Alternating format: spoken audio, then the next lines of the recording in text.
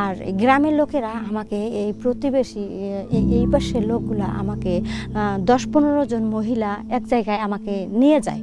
নিয়ে যাওয়ার পর মনে করেন যে আমাকে যখন ডাকে আমি তো কিছু বুঝতে পারি নাই যে তারা আমাকে ডাকলো, আমি জানি আমার এই কথাগুলো শোনার জন্যই ডাকলো। এই এখন মহিলাদের মধ্যে ঢুকে আমাকে এখন বলতেছে যে তুই যে খ্রিস্টান হয়েছিস, তোকে ছিল কোথায় দিছে, আমরা তো ছিল দেখবো। তারা মনে করেন যে আমার সামনে পিছনে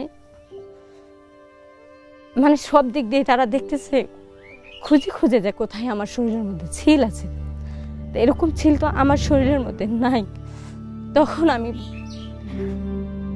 সেখান থেকে যে এরকম অপমান অপদস্থ তারা করলো আমাকে, আমি যে কি বলবো এই বিষয় নিয়ে তো আমি কাউকে কিছু বলতে পারি না, কারণ এটা আমার নিজের ইজ্জতের ব্যাপার।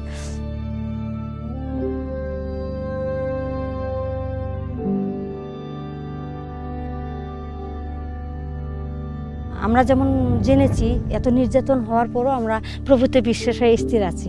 প্রার্থনা করবেন আমরা যেন স্থির থাকি এবং আমাদের মধ্যে দিয়ে যেন অনেক নারীরাই পরিত্রাণ পায়।